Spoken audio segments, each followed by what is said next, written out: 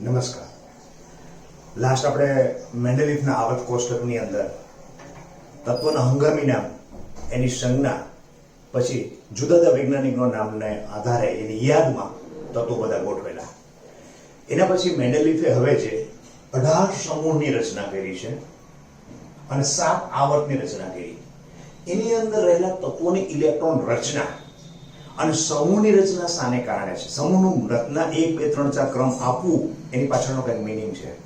એવી રીતે આવર્ત ક્રમાંક 1 2 3 4 5 6 7 આપવું એનો પણ કંઈક મિનિંગ છે, જે આપણને 10મા ધોરણની અંદર આટલી બધી ઊંડાણમાં ડીપમાં ખ્યાલ ન હતો. હવે એ વસ્તુ જોઈએ કે તત્વોને ગોઠવી અને એની ઇલેક્ટ્રોન રચના ઉપરથી આવર્ત નંબર 1 કેમ બન્યો, 2 કેમ બન્યો, 3 કેમ બન્યો, એ રીતે સમૂહ 1 કેમ બન્યો, 2 કેમ બન્યો, 13 કેમ બન્યો, એ સમૂહ અને આવર્તની જે રચના મેન્ડેલિફે કરી છે એમાં મેન્ડેલિફની શું મહાનતા છે, આ મહાનતા વિશે થોડું જાણીએ. તો પહેલો જે સમૂહ છે એ પહેલા સમૂહની અંદર આપણે તત્વો ખબર કોણ છે. સમૂહ નંબર 1 કરું છું અને સમૂહ નંબર 2 કરું. ચાલો મેન્ડેલિફનું આવર્ત કોષ્ટકને એકદમ વ્યવસ્થિત દોરીએ એટલે બહુ સારી રીતે એની વસ્તુ ખબર પડશે આપણને. એના પછી નીચે આવી રીતે પી વિભાગ, ડી વિભાગ આવે છે. ડી વિભાગ હું નાનો કરું છું કારણ કે પી વિભાગની તત્વોને વધારે લાંબી શકે કરી શકાય. અહીંયા 13મો સમૂહ, પછી 14મો, પછી 15, પછી 16, પછી 17 અને પછી 18. એટલે કે 1 2 પછી 3 4 5 6 7 8 9 10 11 12 12 પછી અહીંયા 13, પછી 14, 15, 16, 17 અને 18, જેને આપણે શૂન્ય સમૂહના તત્વો પણ કહીએ છીએ. છેલ્લાને આપણે આની 18. ઓકે, અહીંથી પહેલો અને બીજો આપણે ખબર છે. લાસ્ટ મેં કહ્યું કે પહેલો એક, બીજો એક, પછી 7 અ સુધી જાય છે, પછી 8 નો 10 આવે છે, પછી પહેલો બી સ્ટાર્ટ થાય છે. એ જૂની યુપીએસસી પદ્ધતિ પ્રમાણે નામ હતું. અત્યારે આવર્ત કોષ્ટકની અંદર નવી સિસ્ટમ પ્રમાણે અહીંયા 1 2 3 1 2 3 4 5 6 આ આપણા બી વિભાગના છે, આ એસ વિભાગના છે, આ પી વિભાગના છે. નીચેના ભાગની અંદર બે શ્રેણી આવે છે, આપણે લેન્થ અને ડાયગ્રેડ શ્રેણી કહીએ. પણ પહેલા ઉપરની વસ્તુ જોઈએ કે પહેલા ઉપર આપણે કોણ તત્વો પહેલા આવર્તની અંદર સમૂહ નંબર 1, આ પહેલો અને બીજો સમૂહ છે. સમૂહ આવર્ત નંબર, હવે અહીં પાછું 1 કરું કે પહેલા નંબરનો આવર્ત છે, પહેલા નંબરનો એની અંદર તત્વ કોણ, આ પહેલા નંબરના આવર્ત તત્વની અંદર આ ભાગમાં તત્વ કોણ જોવા મળે છે? તો આ જગ્યાએ હિલિયમ હોય અને વચ્ચેના ભાગમાં હાઇડ્રોજન હોય. અહીંયા હાઇડ્રોજન છે અને અહીંયા હિલિયમ છે. એટલે આપણે કેટલા ખબર છે કે પહેલા આવર્ત તત્વોની સંખ્યા કેટલી? 2 તત્વોની સંખ્યા હોય. પહેલામાં 2 હાઇડ્રોજન અને હિલિયમ. પછી હાઇડ્રોજન અને હિલિયમ પછી પહેલા સમૂહની અંદર પેલો આવર્તમાં હાઇડ્રોજન છે. પહેલા સમૂહમાં કોણ કોણ હશે? તો કે લિથિયમ છે, સોડિયમ છે, પોટેશિયમ, રૂબિડિયમ, સીઝિયમ અને ફ્રાન્સિયમ. હવે આને યાદ રાખવા માટેની રીતમાં લીનાકી રબ સે ફરિયાદ. આની પહેલા લેક્ચરની અંદર મેં આ વસ્તુઓ કીધું છે, જો આપણે રિપીટ કરી નાખું છું. પહેલા સમૂહની અંદર કયા તત્વોમાં પહેલો તત્વ lithium, sodium, potassium, rubidium, caesium અને ફ્રાન્સિયમ. જેને યાદ રાખવા માટે લીનાકી રબ સે ફરિયાદ. એના પછી બીજો બેટો માંગે કાર, સ્કૂટર, બાપ રોએ. એટલે કે બેરિલિયમ, મેગ્નેશિયમ, કેલ્શિયમ, સ્ટ્રોન્શિયમ, બેરિયમ અને રેડિયમ. આ બે પછી સીધો જ આ બાજુના પોર્શનની અંદર હું અહીંયા આવું છું. તો આ નંબર 13મો નંબર છે. 13મા નંબરે તત્વો કોણ છે? તો અહીંથી ચાલુ કરીએ. બેંગન, આલુ, ગાજર, ઇન્હેલા. એના પછી બેંગન, આલુ, ગાજર એટલે કે barium, boron, aluminium, gallium, indium અને થેલિયમ. એના પછી 14મો કાસીજટીલે. કાસીજટીલે કાર્બન, સિલિકોન, જર્મેનિયમ, ટીન અને લેડ. કાસીજટીલે. એના પછી 15મો ના એટલે નાઇટ્રોજન, ફોસ્ફરસ, આર્સેનિક. જો આ જગ્યા કહું તો બધું ના પાસ, PAS ના પાસ સબ બીગન એટલે કે bismuth. Nitrogen, phosphorus, arsenic, antimony અને બિસ્મથ. અને એના પછી O S C ટેલ પોલો. O એટલે ઓક્સિજન, S એટલે સલ્ફર, સિલેનિયમ એટલે Sc, O S C ટેલ્યુરિયમ અને પોલોનિયમ. પછી તો આ બેની કોઈ ટ્રીક નથી, એમનું આપણે યાદ રહી શકે એવું છે. Fluorine, chlorine, bromine, iodine, astatine. અને એના પછી નિયોન, હિલિયમ, પછી નિયોન, આર્ગોન, ક્રિપ્ટોન, ઝેનોન અને રેડોન. હવે જો કદાચ આને એકદમ લેવલમાં ન પણ આવ્યું હોય, સોડિયમ આવી ગયું છે, તો કે જો થોડું નીચે રાખીએ એટલે 11, 10, 11, 12, 13, 14, 15 આવી રીતે થઈ ગયું છે, બરોબર છે. એવી રીતે આની અંદર પણ બીજો lithium, beryllium, boron, carbon, nitrogen, oxygen, fluorine આ પણ આવી ગયું છે. હવે આ પોર્શન હું કાઢી નાખું છું, કારણ કે અહીંથી આપણો નવો ડી વિભાગ સ્ટાર્ટ થાય છે. આ આપણો ડી વિભાગ છે. ડી વિભાગની અંદર અહીંયા કોણ હોય છે, તો કે S T, Vadodara, chromium, manufacture, corporation, નિગમ, ઉજન. ST, Vadodara, chromium, manufacture, corporation, નિગમ, ઉજન. આ બધા તત્વો એક ઉપર ઉભા ભાગની અંદર આવી રીતે ડિવાઈડ કરું છું. એટલે આ આપણો ડી વિભાગ છે. આ આપણો ડી વિભાગ. એટલે આટલો આ પોર્શન આખો શું કરીએ છીએ અહીં આપણે ડી વિભાગ. કદાચ બધાને મેચ ન થાય, પણ આપણે મેઇન વસ્તુ જાણવાની છે, વસ્તુ ઉપર આવી ગઈ છે. ચલો, હવે પહેલું તત્વ છે હાઇડ્રોજન. પહેલા આવર્તનું તત્વ કયું છે? હાઇડ્રોજન. એની સામે કોણ છે? હિલિયમ. હું ઇલેક્ટ્રોન રચના અહીં લખું છું, હાઇડ્રોજન ઇલેક્ટ્રોનના. હાઇડ્રોજન છે હાઇડ્રોજન અને બીજું છે હિલિયમ. પરમાણુ કેવો હોય, તો કે પરમાણુ છે એનું કેન્દ્ર છે, એના પછી આવી રીતે શક્તિ સ્તર હોય છે. n બરાબર 1, n બરાબર 2. પહેલા શક્તિ સ્તરમાં કઈ કક્ષક હોય છે, તો કે s કક્ષક હોય. બીજા શક્તિ સ્તરમાં કઈ કક્ષક હોય છે, તો કે s હોય અને બીજી કોણ હોય છે? p હોય છે. તો પહેલા શક્તિ સ્તરમાં s હોય એને શું કહેવાય? 1s કહેવાય. બીજા શક્તિ સ્તરમાં s હોય એને શું કહેવાય? 2s. અને જગ્યાએ p છે તો p 2p. p કેટલી છે, તો કે p 3 છે. 2px, 2py, 2pz. ઓલરેડી આપણે આની આગળના લેસનની અંદર આપણે ઇલેક્ટ્રોન રચના ભણતા હતા ત્યારે વસ્તુ ખ્યાલ છે. પણ ઇલેક્ટ્રોન રચના લખીએ હાઇડ્રોજનની એક પરમાણુ ક્રમાંક, એની ઇલેક્ટ્રોન નાખીએ તો શું બતાવે છે કે પરમાણુના કેન્દ્રથી આ s કક્ષક, પહેલી કક્ષક છે, એની અંદર એક ઇલેક્ટ્રોન છે. કારણ કે હાઇડ્રોજનમાં ટોટલ ઇલેક્ટ્રોન એટલે એક છે. અને ઇલેક્ટ્રોન તો શું થાય? 1 એટલે પહેલો શક્તિ સ્તર. આ પહેલો શક્તિ સ્તર.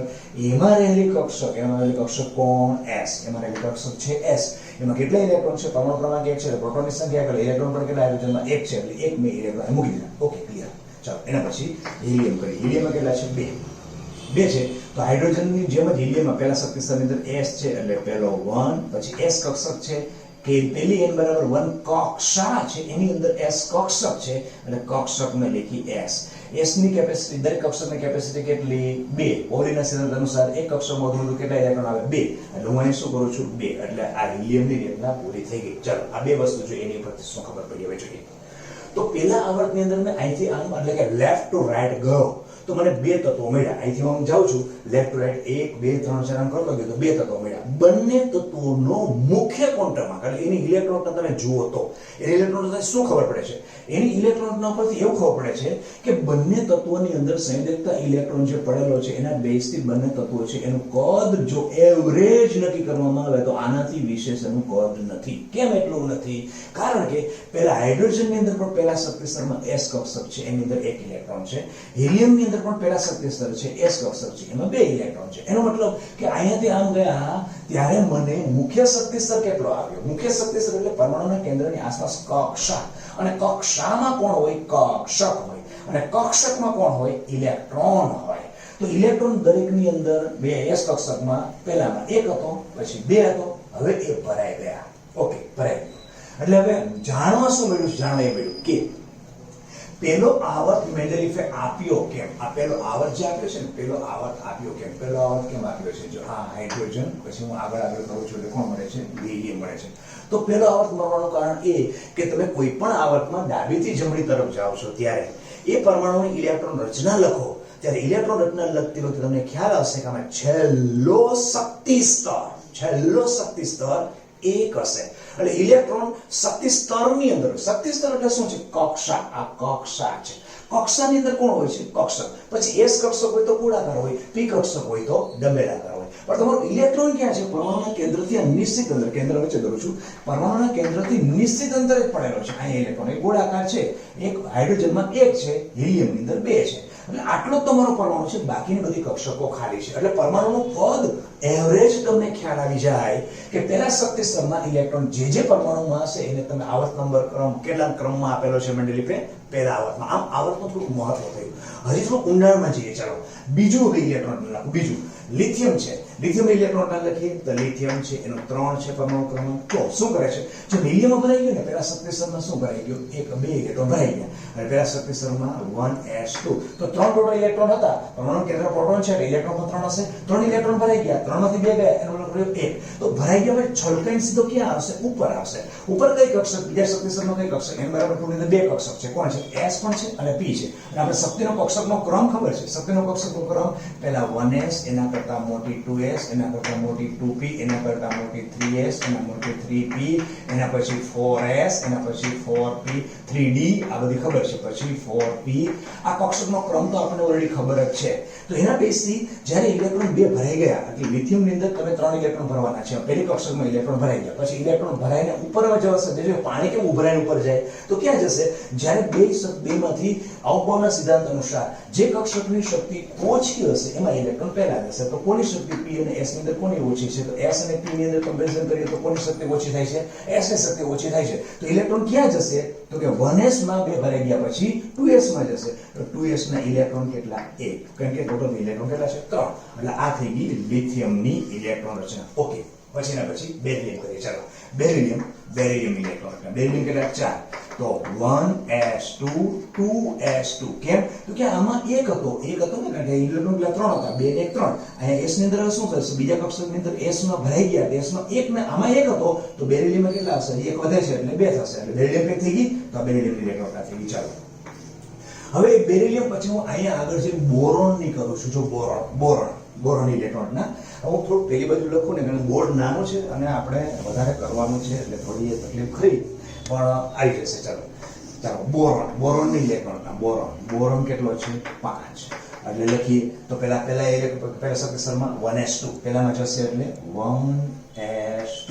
ઓકે, 5 માંથી 2 ગયા પછી ક્યાં જશે, પછી s માં જશે. કારણ કે 2s અને 2p બે ની જ્યારે કોમ્પિટિશન શક્તિ ની આવે ત્યારે ઓછી શક્તિ કોની છે, s ની છે. એટલે s ની અંદર 2 ઇલેક્ટ્રોન ગયા અને 2s2. એના પછી ક્યાં આવશે, વધેલો હોય તો તમારો p માં જશે. p માં 3 કક્ષક છે. એક કક્ષકમાં વધુ 2 ઇલેક્ટ્રોન સમાય એટલે p ની કેપેસિટી સમાવવાની, ઇલેક્ટ્રોન સમાવવાની કેટલી છે, 6 ઇલેક્ટ્રોન છે. પણ અહીંયા અત્યારે આવે છે કેટલો, ફક્ત 1 જ વધે છે. કેમ, તો કે 4 તો ગયા, ટોટલ બોરોન પાસે પરમાણુ કેટલા છે, ઇલેક્ટ્રોન કેટલા છે, 5 છે. તો 1 વધ્યો એનો મતલબ કે 2p1. જો હવે જોજો અહીંયા s ની અંદર છેલ્લો ઇલેક્ટ્રોન તો અહીંયા p ની અંદર છેલ્લો ઇલેક્ટ્રોન છે. ઓકે, બોરોન થઈ ગયો. એના પછી હું કરું છું કાર્બન ઇલેક્ટ્રોન લખું, કાર્બન 6. કાર્બનની 1s2 2s2. હવે 2p ની અંદર કેટલા થશે, 6 છે એટલે 2p ની અંદર 2 થશે. એના પછી નાઇટ્રોજન કરીએ, નાઇટ્રોજન 7 1s2 2s2 2p ની અંદર કેટલા થશે, 3. ખબર પડે છે ને, હવે તો ખ્યાલ આવે છે ને, p ની અંદર વધતા જશે. જો કારણ કે 4 તો જવાના, 4 અને 1 5, 4 અને 2 6, 4 અને 3 7. પછી કોણ આવે, ઓક્સિજન આવે. ચાલો ઓક્સિજન 8. તો 1s2 2s2 2p4 4 4 8. પછી ફ્લોરિન એટલે 9 1s2 2s2 2p5 5 4 9. અને પછી 10 કોણ, નિયોન. તો 1s2 2s2 2p6. ઓકે, હવે જુઓ, હવે 11મો ઇલેક્ટ્રોન ભરવા જાઓ. જોજો 11મો ઇલેક્ટ્રોન ભરવા જાઓ તો p કક્ષક તમારી પૂરી થઈ ગઈ. અહીં જગ્યાએ બીજા શક્તિસ્તરમાં શું થાય, p કક્ષક તમારી પૂરી થઈ ગઈ. હવે ઇલેક્ટ્રોન ક્યાં જશે, p કક્ષક પૂરી થઈ પછી ક્યાં આવે, s ની અંદર. એના પછી શક્તિમાં ત્રીજા શક્તિનો કોણ છે, s છે, p છે અને d છે. 3 ત્રીજા પર કોણ, ત્રીજા પર s, p અને d હોય ને, પણ એમાં s ની કક્ષક ઓછી શક્તિ ધરાવે, એના કરતા p ની વધારે, પછી d કરતા ઓછી એની શક્તિ 4s ની છે. તો પછીની વાત છે. પણ અત્યારે ત્રીજા શક્તિસ્તરમાં ઇલેક્ટ્રોન જાય ત્યારે શેમાં પહેલા આવશે, તો કે 3s અને 3p ની શક્તિ છે. કોની શક્તિ ઓછી છે, 3s ની છે. તો ઇલેક્ટ્રોન ક્યાં જશે, તો કે 3s માં જશે. એટલે હવે 10 ની જગ્યાએ મારે 11મો ઇલેક્ટ્રોન લખવો હોય તો ચલો 11મો ઇલેક્ટ્રોન સોડિયમ નું અહીં 11મો ઇલેક્ટ્રોન લખું છું. સોડિયમ એટલે 11 લખું તો 11 1s2 2s2 2p6 3s1 2p6 સુધી નિયમ રહી ગયો. 3s1 થયો એટલે કેટલા હશે, 3s. 3s શક્તિસ્તરમાં 1 આવશે. ત્રીજો શક્તિસ્તર અહીંયા હોય, અહીંયા 3s હોય, 3p હોય, 3d હોય, તો 3s માં 1 ગયો એટલે સોડિયમ આવ્યો. હવે હું મેગ્નેશિયમ કરું. ચાલો મેગ્નેશિયમ કરું. મેગ્નેશિયમ કેટલા છે, 12 છે. તેની ઇલેક્ટ્રોનના 1s2 2s2 2p6 3s2. જો s ની અંદર હું 2 કરું 3s એટલે s કક્ષક ભરાઈ ગઈ. હવે એના પછી જો 13મો ઇલેક્ટ્રોન આવશે, 13મો એટલે કોણ, એલ્યુમિનિયમ. આ એલ્યુમિનિયમ કહેવાય. ચાલો એલ્યુમિનિયમ ઇલેક્ટ્રોન કરે કેટલા છે, 13 છે. તો 1s2 2s2 2p6 પછી 3s2 ભરાઈ ગયા પછી કોણ આવશે 3p1. ચાલો અહીંયાથી હવે હું આગળ આવે જતો નથી, આટલા ભાગની અંદર કરી નાખ્યું અને હવે સૌ સમજીએ બધાની ઇલેક્ટ્રોન લખ્યા પછી શું આમાં જાણવા શું મળ્યું જો બીજા આવર્તની અંદર લિથિયમની ઇલેક્ટ્રોનની રચના લખી. પેલો આવર્ત તો થોડો ઘણો આપણે સમજી લીધો કે આવર્ત ક્રમાંક મેન્ડેલિફે કઈ રીતે આપેલો છે. આવર્ત ક્રમાંક એ રીતે આપેલો છે કે કોઈ પણ આવર્તની અંદર જાઓ તો આવર્તનો જે ક્રમાંક છે, જેમ કે પેલો ક્રમાંક હતો તો એ તત્વની અંદર આગળ જશો તો બધા તત્વોની ઇલેક્ટ્રોનના તપાસો પર છેલ્લી કક્ષા ક્રમાંક એ જ મેન્ડેલિફનો આવર્ત ક્રમાંક. છેલ્લી કક્ષા ક્રમાંક કેટલો તો 1 હતો. હાઇડ્રોજન ઇલેક્ટ્રોનના લેખી તો છેલ્લો ઇલેક્ટ્રોન કયા શક્તિ સ્તરમાં હતો પહેલા. હિલિયમ ઇલેક્ટ્રોનના લેખી તો એમાં કેટલો શક્તિ સ્તર કેટલો હતો પહેલો. તો બંને પરમાણુના છેલ્લા ઇલેક્ટ્રોન કયા શક્તિ સ્તરમાં છે પહેલા શક્તિ સ્તરમાં. એટલા માટે મેન્ડેલિફે એ જે તત્વોનો આવર્ત છે એને આવર્ત ક્રમાંક 1 આપ્યો. ઓકે, જોઈએ બીજું શું થાય છે જોઈએ. ચાલો બીજામાં લિથિયમ છે. લિથિયમની ઇલેક્ટ્રોનના જુઓ. હવે લિથિયમ આ હાઇડ્રોજન હિલિયમ છે એ કાઢી નાખ્યું, તે નીકળી ગયું. હવે લિથિયમ જુઓ. લિથિયમનો છેલ્લો ઇલેક્ટ્રોન ક્યાં છે જો છેલ્લો ઇલેક્ટ્રોન ક્યાં છે s ની અંદર. જો s પણ શક્તિ સ્તર કયો 2. ઓકે, પછી બેરિલિયમ જોયું. બેરિલિયમ એનો છેલ્લો ઇલેક્ટ્રોન છે પણ s માં ભલે છે પણ એનો શક્તિ સ્તર કયો છે 2. એના પછી બોરોનનો જુઓ. બોરોનનો ઇલેક્ટ્રોન જુઓ. છેલ્લો ઇલેક્ટ્રોન ક્યાં છે બીજા શક્તિ, ભલે p માં છે પણ બીજા શક્તિ સ્તરમાં. પછી કાર્બનનો જો છેલ્લો ઇલેક્ટ્રોન કેટલો છે બીજા શક્તિ, કેટલા ગમે એટલા પણ છેલ્લા 2. નાઇટ્રોજનનો છેલ્લો ઇલેક્ટ્રોન જુઓ કેમાં છે બીજા શક્તિ સ્તર. ઓક્સિજન ફ્લોરિન કોઈ પણ જુઓ. ઓક્સિજન છે છેલ્લો ઇલેક્ટ્રોન જુઓ કેમાં છે 2 માં. ફ્લોરિનનો જુઓ છેલ્લો ઇલેક્ટ્રોન કેમાં છે 2 માં. પછી નિયોનનો જુઓ છેલ્લો ઇલેક્ટ્રોન કેમાં છે 2 માં. એના પછી સોડિયમમાં તમે આવ્યા 10 પછી આવ્યા સોડિયમ છેલ્લો ઇલેક્ટ્રોન ક્યાં આવ્યો 3 માં. અહીંયા તો આવર્ત નંબર 1 પછી આવર્ત નંબર 2 આવર્ત નંબર સોડિયમનો આવર્ત ક્રમાંક કેટલો થઈ ગયો 3 થઈ ગયો કે નહીં. એના પછી મેગ્નેશિયમ જુઓ. મેગ્નેશિયમ જુઓ તો છેલ્લો ઇલેક્ટ્રોન કેટલામાં છે ત્રીજા શક્તિ સ્તરમાં. હવે તમે આમાં કરતા જશો તો ત્રીજો શક્તિ પૂરો થઈ જાય છે ને પછી સીધો પાછો ચોથો શક્તિ સ્તર આવી જશે એટલે 4 આવી જશે. 4s આ રીતે આવી જશે. આમ મેન્ડેલિફે પોતે આવર્ત કોષ્ટકની રચના કરી. એમાં આપણને જાણવા શું મળ્યું આવર્ત વિશે બહુ સરસ મહાનતા મેન્ડેલિફની શું છે એ વસ્તુ ખ્યાલ આવી કે આ મેન્ડેલિફે પોતાના આવર્ત કોષ્ટકમાં તત્વોની જે ગોઠવણી કરેલી છે ગોઠવણીમાં કોઈ પણ આડી હરોળની અંદર એટલે કે આવર્તની અંદર ઇલેક્ટ્રોન તત્વ તો કોઈ પણ તત્વની ઇલેક્ટ્રોન રચના તપાસો એટલે તમને ખ્યાલ આવશે કે આ કયા આવર્તનો છે. હવે તમને એમ કહે કે આ ત્રીજા આવર્તનું તત્વ છે ત્રીજા આવર્તનું તો તમને એમ ન આંખો બંધ કરી તમે કહી શકો એની ઇલેક્ટ્રોન રચના લખશો ને એટલે ત્રીજા આવર્તથી એટલે ત્રીજા શક્તિ સ્તરથી ઇલેક્ટ્રોન આગળ નહીં જાય. પછી ડી વિભાગની અંદર ઠીક છે કે ઇલેક્ટ્રોન વધે છે ઓછું છે પણ તમે 12મા ધોરણની અંદર શીખશો એ વસ્તુ કે 4s માં આવે 3d માં આવે ને પછી પણ અત્યારે થોડું એટલું તો જાણી લો અંશત મેન્ડેલિફની મહાનતા શું છે કે એને શું કહ્યું છે કે આવર્ત ક્રમાંક એને કઈ રીતે આપ્યો છે. આવર્ત ક્રમાંક આપવાનો બેઝ શું હતો કે ઇલેક્ટ્રોનની રચના લખો તો છેલ્લો ઇલેક્ટ્રોન જે શક્તિ સ્તરમાં હશે શક્તિ સ્તરનો ક્રમ એ જ મેન્ડેલિફનો આવર્ત ક્રમાંક આપેલો છે. ક્લિયર? આ વસ્તુ એક થઈ ગઈ આપણને. હવે બીજી વસ્તુ શું છે સમૂહની અંદર જોઈએ. આ પહેલો સમૂહ જો પહેલો સમૂહ આખા પહેલા સમૂહની ઇલેક્ટ્રોન રચનામાં મેં આટલે સુધી ઇલેક્ટ્રોનના ઓલરેડી લખેલી છે. પહેલા બીજા લિથિયમ લખેલી છે. લિથિયમ અને સોડિયમ જો લિથિયમની ઇલેક્ટ્રોન રચના લિથિયમ ઇલેક્ટ્રોનના s કક્ષક છે. બીજા શક્તિ સ્તર બીજો આવર્ત છે એટલે બીજો શક્તિ સ્તર s કક્ષક એમાં 1 ઇલેક્ટ્રોન છે. આ લિથિયમમાં 1 ઇલેક્ટ્રોન પડેલો છે. સોડિયમ છે એની બાહ્યતમ કક્ષક પણ s છે પણ ત્રીજા શક્તિ સ્તરમાં એટલે કે ત્રીજો આવર્ત છે પણ એમાં પણ s ની અંદર 1 ઇલેક્ટ્રોન છે. પોટેશિયમની તમે રખશો તો એની પણ સેમ ઇલેક્ટ્રોન હશે પણ ચોથો શક્તિ સ્તર એટલે અહીંયા જેમ લિથિયમની અંદર કેવું છે કયા શક્તિ સ્તરમાં છે 2s માં છે. કેમ તો કે બીજા આવર્તની અંદર રહેલી s કક્ષકમાં 1 ઇલેક્ટ્રોન. સોડિયમમાં શું છે સોડિયમની અંદર ત્રીજા આવર્તમાં રહેલી s કક્ષક એટલે 3s કક્ષકમાં 1 ઇલેક્ટ્રોન. પોટેશિયમની લખશો તો પોટેશિયમની શું થશે ચોથા આવર્તમાં રહેલી ચોથા એટલે 4 એમાં રહેલી s કક્ષક એમાં 1 ઇલેક્ટ્રોન. રૂબિડિયમની લખશો એટલે પાંચમો આવર્ત છે એની અંદર પાંચમા કક્ષક આવર્તમાં રહેલી s કક્ષકમાં 1 ઇલેક્ટ્રોન. સીઝિયમની જે ઇલેક્ટ્રોનના લખશો ત્યારે એમાં પણ એ થશે કે છઠ્ઠો આવર્ત અને છઠ્ઠા આવર્તમાં રહેલા s કક્ષકની અંદર 1 ઇલેક્ટ્રોન અને ફ્રાન્સિયમ ઇલેક્ટ્રોન લખશો ત્યારે સાતમા આવર્તની અંદર રહેલા s કક્ષકની અંદર 1 ઇલેક્ટ્રોન. આમ બધાની અંદર એક ઇલેક્ટ્રોન છે. બધામાં એક ઇલેક્ટ્રોન છે. તો પરમાણુ પોતાની રાસાયણિક ક્રિયાશીલતા કેને અનુસંધાને દર્શાવે પોતાની બાહ્યતમ કક્ષકમાં રહેલા ઇલેક્ટ્રોન કે જેને તમે સંયોજકતા ઇલેક્ટ્રોન કહો છો.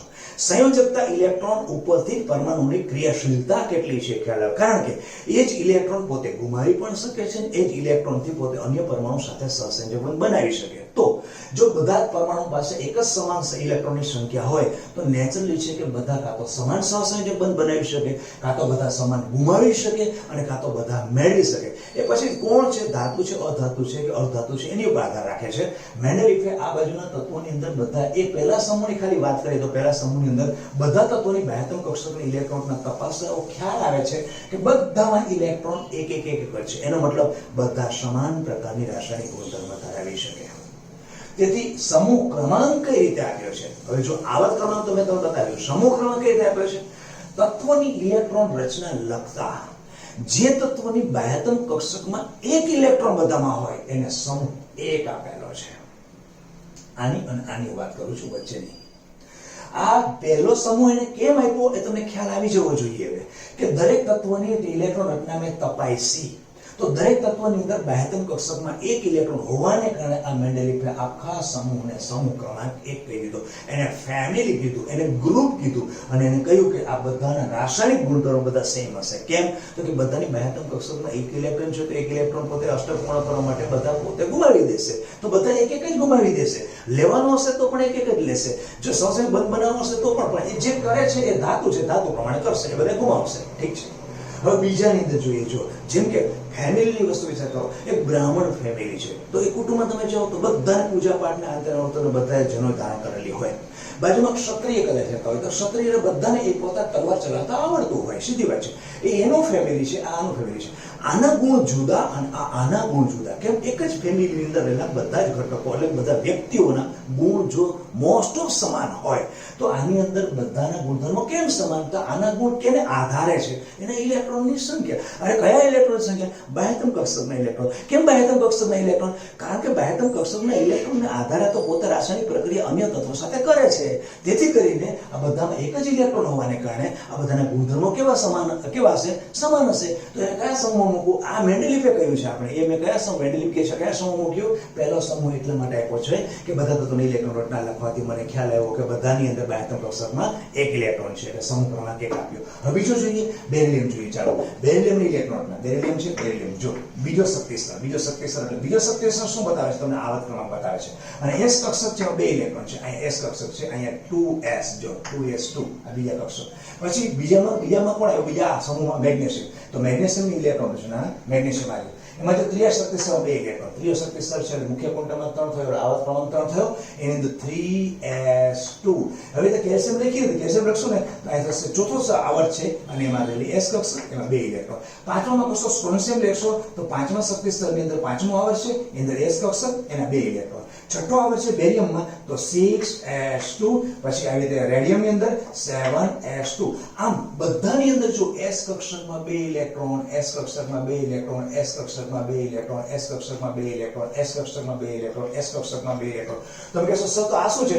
2 3 4 એ તો એનો આવર્ત ક્રમાંક છે ને. આની ઇલેક્ટ્રોન ના લખો એટલે છેલ્લો ઇલેક્ટ્રોન કયા કક્ષામાં છે? 2. આનો આવર્ત ક્રમાંક 3 છે, આનો આવર્ત ક્રમાંક 4 છે, આનો આવર્ત ક્રમાંક એ શું બતાવે છે કે એનો છેલ્લો ઇલેક્ટ્રોન 5મા નંબરની કક્ષામાં છે, છેલ્લો ઇલેક્ટ્રોન 4થા નંબરની કક્ષામાં છે. અને એ કક્ષાની અંદર કઈ કક્ષક છે? તો કે S કક્ષક છે. એમાં કેટલા ઇલેક્ટ્રોન છે? 2. તો આની પર ત્રીજા આવર્તની અંદર ત્રીજા શક્તિ સ્તરની અંદર ત્રીજો શક્તિ સ્તર એમાં કઈ કક્ષક છે? S કક્ષક છે. એમાં કેટલા ઇલેક્ટ્રોન? 2 કક્ષક. તો બધાના આવર્ત ક્રમાંક જો 2 3 4 5 6 એટલે કે મુખ્ય શક્તિ સ્તર 2 3 4 5 6. એનો મતલબ કે ફિક્સ થઈ ગયો કે મુખ્ય શક્તિ સ્તરને જ આવર્ત ક્રમાંક મેન્ડેલિફે આપેલો છે.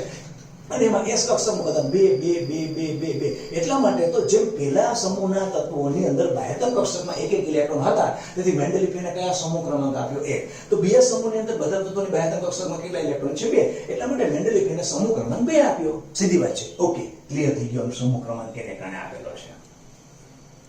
હવે એના પછી આગળ હવે આ બધા તત્વો આની અંદર બાહ્યતમ કક્ષક S કક્ષક, છેલ્લી S2 S ની અંદર 2 ઇલેક્ટ્રોન. S પૂરી થઈ ગઈ. હવે તમારે ઇલેક્ટ્રોન ક્યાં જાય? P માં જાય. જો તો P માં ગયું છે. આના પછી બેરિલિયમ, પછી બોરોન ને ઇલેક્ટ્રોન રચના લખી તો ક્યાં આવ્યું? P ની અંદર. જો S પૂરી થઈ ગઈ. આ ઇલેક્ટ્રોન કોની હતી? તો કે બેરિલિયમની હતી. જો આ ઇલેક્ટ્રોન ના બેરિલિયમ હતી. 4 ઇલેક્ટ્રોન એટલે કોણ? Beryllium 4 electron. 1s2 પછી કોણ આવે? 2p1. ઓકે, 2p1 એટલે કોણ આવી ગયો? બોરોન. P ની કેપેસિટી કેટલી? 6 છે. 6. તો પછી અહીંયા હોય 2p1 હોય તો 2p2 એટલે p ની અંદર 2 electron, 2p3 2p4 2p5 2p6 એ જ વસ્તુ છે, કાંઈ વસ્તુ આ તો કોમન છે. જો 2p1 2p2 2p3 2p4 2p5 2p6 2p6 આવી ગયો એટલે આર્ગોન. એનો મતલબ કે આ બધા તત્વોની બાહ્યતમ કક્ષકમાં જુઓ, અહીંથી આમ આવર્ત પ્રમાણે જોઈએ બાહ્યતમ કક્ષક 2 છે, એનો મતલબ કે આવર્ત ક્રમાંક તો તમારો થયો કયો 2. ઓકે, હવે એમ થયું કે આનો આપણે આવર્ત ક્રમાંક મૂકીશું, આનો સમૂહ ક્રમાંક કેટલો મૂકવાનો? સમૂહ ક્રમાંક અહીંયા 1 હતો, અહીંયા 2 હતો. તો પછી અહીંયા આપણે આનો કેટલો 13 મૂક્યો કે વાસ્તવમાં આ કેવો છે 3. અહીંયા મેં કહ્યું આની વાત કરી છે 3 કેમ? તો કે અહીંથી 1 2 અને 3 અહીંથી સીધો 3 કઈ રીતે? તો કે 3 ઇલેક્ટ્રોન બાહ્યતમ કક્ષકમાં જો બાહ્યતમ શક્તિ સ્તરની અંદર ઇલેક્ટ્રોન કેટલા છે? જો 3 છે, 2 ને 1 3. અહીંયા કેટલા આવે છે 4. એનો મતલબ કે કાર્બન કેવું ચોથા નંબર પર 14 એટલે 4. કોઈ પણ સમૂહ તમે 10 માંથી બાદ કરશો એનો ક્રમાંક તમે નોર્મલ ક્રમાંક 1 2 3 વાળો આવી જશે. અહીંયા તમે કેટલો 10 માંથી બાદ કરશો ને જે 13 મો છે તો 10 એમાંથી બાદ કરીએ, સોરી 10 માંથી ને એમાં 10 બાદ કરો એટલે 3 નંબર. એટલે કે મેન્ડેલિફે આપેલો જે ક્રમાંક સમૂહ ક્રમાંક છે એ જૂનો સમૂહ ક્રમાંક પ્રમાણે તમારે ગણવું પડશે કે એની અંદર સમૂહમાં બધામાં ઇલેક્ટ્રોન કયા શક્તિ સ્તરમાં છે જોવું હશે તો ખબર. શક્તિ સ્તર ને કોટો કેટલા ઇલેક્ટ્રોન હશે તો આમાં 10 માંથી 13 માં 10 બાદ કરો કેટલા રહે? 3 ઇલેક્ટ્રોન દઈએ. જો 3 ઇલેક્ટ્રોન, બોરોનના કેટલા છે? 3 ઇલેક્ટ્રોન. પછી કાર્બન ની અંદર કેટલા છે? 4 છે. એના પછી નાઇટ્રોજનમાં કેટલા છે? 5. 3 ને 2 5. પછી ઓક્સિજનમાં કેટલા છે? 6. અને આમાં પછી સલ્ફરમાં 7 અને નિયોનમાં 8. એટલે આવી રીતે આમાં બધાની અંદર 3 ઇલેક્ટ્રોન, બધાની ઇલેક્ટ્રોન 3 જે આને કેટલો 1 1 1 1 અને 2 2 2 અને 3 3 3 3 4 4 4 4 5 5 5 5 6 6 6. પણ એ તો એ શો મળે તો પછી એ તો અહીંથી આમ જઈએ છીએ એટલે અહીંથી આમ 13મો ક્રમાંક આવે છે. જ્યારે વાસ્તવમાં આમ કરો છો તો 1 2 તમારા 3 ઇલેક્ટ્રોન છે તો તમારે સમૂહ ક્રમાંક ઇલેક્ટ્રોન કેટલા જાણવા છે તો શું કરવું પડશે? એનો સમૂહ ક્રમાંક તમે જે ઓલરેડી અત્યારે 13મો આપેલો છે એમાં 10 બાદ કરી નાખો, 10 એટલે વચ્ચેનો બાદ કરી નાખો એટલે આ પોર્શન તમને નીકળી જશે. તો ઇલેક્ટ્રોન કેટલા આની અંદર છે એ વસ્તુ ખબર પડી જશે. તો આ વાસ્તવમાં સમૂહ ક્રમાંક કેટલો થાય? 13 કહો અથવા ત્રીજો કહો, 13 અથવા ત્રીજો. અહીંયા ચોથો અથવા 14મો, 5મો અથવા 15મો, છઠ્ઠો અથવા 16મો, 17મો અથવા 7મો, 18મો અથવા 8મો. એટલે ઇલેક્ટ્રોનની દ્રષ્ટિએ ઇલેક્ટ્રોન 8 8 પૂરા થઈ જાય. અહીંયા ઇલેક્ટ્રોન તમારા કેટલા 3 જ હોય છે બાહ્યતમ કક્ષકમાં. આમ સમૂહ ક્રમાંક થયો. બીજી વસ્તુ જાણવાની છે, જો આ તત્વોની અંદર બધાને આખો ભાગ કરો, આ ભાગ કરો, આ ભાગની અંદર બધામાં ઇલેક્ટ્રોન શેમાં જોવા મળે છે? છેલ્લો ઇલેક્ટ્રોન શેમાં જોવા મળે? S. તેથી કરીને આખા આ ભાગને મેન્ડેલિફે આખો વિભાગ આપ્યો. એ વિભાગને કયો? S વિભાગ. આ વિભાગ કયો છે? S વિભાગ. હવે થાય કેમ S વિભાગ કયો છે? S એટલે કે એ તત્વોની ઇલેક્ટ્રોન રચના લખવાથી ખ્યાલ આવે છે કે એમાં બધા ઇલેક્ટ્રોન S કક્ષકમાં જ છે. S કક્ષકની કેપેસિટી 2 છે. પહેલાની અંદર બધામાં જોશો તો દરેક કક્ષક S કક્ષકની અંદર એક ઇલેક્ટ્રોન છે. પછી આગળ આવો છો S કક્ષકની અંદર 2 ઇલેક્ટ્રોન, પછી S તમારા પૂરા થઈ ગયા. અને એના પછીનું કોઈ પણ બોરોન હોય કે મેગ્નેશિયમ એના પછી તત્વ આવે એટલે પછી P કક્ષક જ સ્ટાર્ટ થાય. કારણ બોરોન પૂરું થઈ ગયું એના પછી 5મો નંબરનો ઇલેક્ટ્રોન તો P પર જવાનો છે. તો P ની કેપેસિટી 1 to 6 સુધી આવે. એટલે આની ઇલેક્ટ્રોનના આની સામાન્ય ઇલેક્ટ્રોનના લખવી શું થાય? Np. આ n આને હું કહું Np 1 to 6 આની ઇલેક્ટ્રોનના થાય. પણ આની તો બધામાં ઇલેક્ટ્રોન શેમાં હોય? P માં હોય, P માં હોય, P માં હોય, P માં હોય, P માં હોય. એટલે આખા આ વિભાગને મેન્ડેલિફે કયો વિભાગ કીધો? P વિભાગ. આખો વિભાગ છે P વિભાગ. આ P વિભાગનો તત્વ, પેલું S વિભાગનો તત્વ. વચ્ચેના ભાગની ઇલેક્ટ્રોન રચના લખીએ તો એ છે D કક્ષક આવે છે. D કક્ષક. તો આ બધાની અંદર ઇલેક્ટ્રોન રચનામાં જો અત્યારે જો તમને કહું કે આ પોટેશિયમ, કેલ્શિયમ, સ્કેન્ડિયમ લખીએ. ચલો આ સ્કેન્ડિયમ છે ને, આ પોટેશિયમ, કેલ્શિયમ અને પછી સ્કેન્ડિયમ એક તમે લખી બતાવો એટલે ખબર પડી જાય. સ્કેન્ડિયમ, સ્કેન્ડિયમની ઇલેક્ટ્રોન રચના સ્કેન્ડિયમ 21 19 20 અને 21 ઇલેક્ટ્રોન રચના લખો તો પહેલા લખીએ 1s2 2s2 2p6. જો 1s2 2s2 2p6 આ પતી ગયું. પછી કોણ આવે? 3s2 3s2 થઈ ગયું. પછી 3p6 3p6. હવે ઇલેક્ટ્રોન જુઓ કેટલા થયા? આ કેટલા થયા? 10 ઇલેક્ટ્રોન થયા. 10 ને પછી આ કેટલા થયા? 18 ઇલેક્ટ્રોન થયા. જો એનો મતલબ કે 18 અહીંયા સુધી પૂરા થઈ ગયા. ઓકે, હવે છે કેટલા? 21. 18 પછી 21 19 20 ને 21 3 ઇલેક્ટ્રોન બાકી છે. એના પછી શેમાં? 3 પછી 4s. અહીંયા આવે 4s2.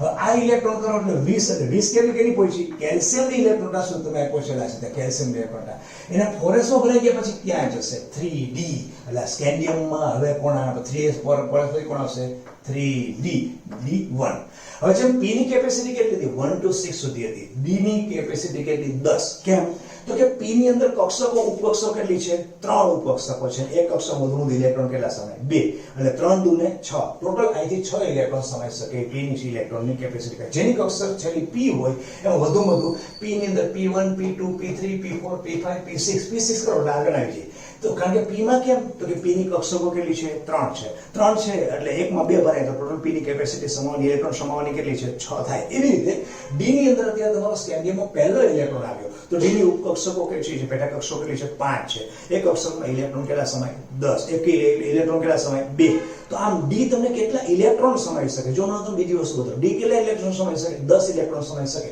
તો આની અંદર d ની અંદર કેટલા એક ઇલેક્ટ્રોન આવ્યા d માં એક ઇલેક્ટ્રોન આવ્યો એક but d1 d2 d3 d4 d5 d6 d7 d8 d9 અને d10 જેવું d10 થાય આ d10 થાય જો d10 10 ભાઈ ગયા પછી કોણ આવે 4p સીધો 4p ચાલુ થઈ જાય અહીંયા સીધો 4p આવી જાય પાછો એટલે p વિભાગ ચાલુ થઈ હવે તમે જો અહીંયા કેટલા સુધી કર્યું તો d1 થી ચાલુ કરી અને કેટલા સુધી કર્યું d10 સુધી કર્યું d10 સુધી એનો મતલબ કે આ તત્વોથી અહીંયા તમે જાઓ અને તમે વચ્ચે કેટલા તત્વો આવે છે વચ્ચે કેટલા આવે જેટલા d માં ઇલેક્ટ્રોન આવે એટલા તત્વો આવે કેટલા આવે 10 તત્વો આવે એટલા માટે તો અહીંયા પહેલો બીજો પછી સીધો 13 મો આવી જાય છે એટલે આપણે 13 માંથી શું કીધું 10 બાદ કરવા કીધું એટલે એને ઇલેક્ટ્રોન ખબર પડી જશે વચ્ચે કેટલા આવ્યા 10 તત્વો વચ્ચે તમારે d વિભાગ આવી ગયો આ d વિભાગ હવે d વિભાગની અંદર વચ્ચે અહીંયા નીચેના ભાગની અંદર બે આવા તત્વો છે લેન્થેનોઇડ અને એક્ટિનોઇડ આ શ્રેણી છે એટલે આપણે ખબર છે લેન્થેનોઇડ શ્રેણી અને એક્ટિનોઇડ શ્રેણી છે હવે એની સામાન્ય માહિતી આપું તમને આ d વિભાગ વચ્ચે અહીંયા આવી ગયો અને પછી અહીંથી તમે ઇલેક્ટ્રોન નામ કરશો ને એટલે અહીંયા નવો તત્વો જે છે ને એ તત્વો પછી સીધું તત્વો ઇલેક્ટ્રોન અહીંયા થતો હોય પછી 28 અહીંયા આવે છે પછી અહીંયા 71 પૂરું કરી પછી અહીંયા 72 આવે એટલે આ તત્વોથી ગણતરી અહીંથી આગળ આમ જઈ અને પછી અહીંયા આમ કરવાની છે એટલે આ તત્વો એટલે તો આપણે શું કહેતા હતા કે તત્વો લાંબો આ તત્વો કેવો છે વધારે લાંબો છે 32 તત્વો પછી એના પછી બીજી જે શ્રેણી નીચે આવે છે ને એને તો પછી અહીંથી ગણાય અહીંથી આમ કરી અને પછી આમ જાય છે કાંઈ વધારે આપણે એને જ્યારે 12મા ધોરણની અંદર આવશું ત્યારે વધારે ઊંડાણમાં ડીપમાં જઈશું કારણ કે તમે પાછું પહેલું ભૂલે છે મારો આશય કહેવાનો તાત્પર્ય પહેલો છે ત્યારે અને આની અંદર ઇલેક્ટ્રોન કેમાં હોય છે એફમાં હોય છે એટલે આ વિભાગ આમ 4 વિભાગ થયા એસ p d અને f શોર્ટ એન્ડ સ્વીટ કહીએ તો વસ્તુ એ થાય કે જે તત્વની બાહ્યતમ કક્ષકમાં s ઇલેક્ટ્રોનમાં સંજેતા ઇલેક્ટ્રોન પડેલો હોય છેલ્લો ઇલેક્ટ્રોન પડેલો હોય એને s વિભાગ કહેવાય જે તત્વની એવી રીતે જો p માં ઇલેક્ટ્રોન સંજેતા પડેલો હોય એને p માં કહેશું d માં પડેલો હોય તો એને d કારણ કે d1 d2 એટલે હવે d થઈ ગયો d એવી રીતે f માં પડેલો હોય તો f વિભાગ હવે બીજું વધારે જે મેન્ડેલિફે શું કર્યું છે અહીંથી તમે જુઓ તો આ ધાતુ છે આને કહેવાય સંક્રાંતિ ધાતુ એમાંથી વચ્ચેથી કાઢેલા છે સંક્રાંતિમાંથી વચ્ચેલા કાઢે એટલા માટે આ બંને શ્રેણીની આંતર સંક્રાંતિ એક વિભાગના તત્વોને કહેવાય આંતર સંક્રાંતિ શ્રેણીના તત્વો તો S વિભાગ પછી D વિભાગ D વિભાગ અને F વિભાગમાં આ બાજુના ભાગની અંદર અને લેફ્ટ સાઈડની અંદર મેન્ડેલિફે બધા ધાતુને મૂકેલા છે ધાતુ આ બાજુના ભાગની અંદર તમે જાઓ તો આ ફ્લોરિન ક્લોરિન બ્રોમિન આયોડિન એ બધા કેવા છે અધાતુ છે પછી નિષ્ક્રિય આવે છે તો એનો મતલબ કે અહીંથી તમે આમ જાઓ તો આ પણ ધાતુ છે અહીંયા પણ ધાતુ આવે છે પણ આના ધાત્વિય ગુણધર્મ માઇનર ફરક છે એટલા માટે આને સંક્રાંતિ આની અને આની બેની વચ્ચેના ગુણધર્મ ધરાવતા આવે વચ્ચે સંક્રાંત પામતા તત્વો છે આના અને અધાતુના અને ધાતુની વચ્ચે ગુણધર્મ સંક્રાંત પામે છે આ પ્રકારના ગુણધર્મ છે એટલા માટે આને સંક્રાંતિ ધાતુ તત્વો એટલે આ ધાતુ સંક્રાંત ધાતુ તત્વો પછી આટલા ભાગની અંદર અંશતઃ ધાતુ હજી ધાતુ છે અને પછી વચ્ચેના ભાગની અંદર અહીંથી આખો જર્મેનિયમ ને સિલિકોન ને બધા આવે છે આ પટ્ટો આખો છે એને કહેવાય અર્ધ ધાતુ આને કહેવાય અર્ધ ધાતુ એ આવર્ત કોષ્ટકમાં તમે જોશો એટલે આવી રીતે આમ છે કોષ્ટક આવી રીતે આમ પડેલું આવી રીતે કરેલું છે આવી રીતે આમ કરેલું છે તો અર્ધ ધાતુ અને પછી આવી જાય ધાતુ એનો અર્થ એવો કે મેન્ડેલિફે ધાતુમાંથી ધીમે અધાતુ તરફ જાય છે ધાતુના ગુણ કેવા હોય ઇલેક્ટ્રોન આપવાના હોય શ્રીમંત વર્ગ અધાતુ કેવો હોય ઇલેક્ટ્રોન મેળવવાનો હોય અમારી ભાષામાં કહીએ તો ભિખારીની વૃત્તિ શ્રીમંત વર્ગ શું લે જા અધાતુ શું કે દે દે દે દે દે દે કરે. એટલે જો લિથિયમ સોડિયમ પોતે શું કરે, 10મું ધર્મ તમને ખ્યાલ છે, લિથિયમ સોડિયમ પોતે એક ઇલેક્ટ્રોન ગુમાવે. ક્લોરીન શું કરે, અધાતુમાંથી ઇલેક્ટ્રોન મેળવે. તો આ ઇલેક્ટ્રોન મેળવે, આ ઇલેક્ટ્રોન આપે.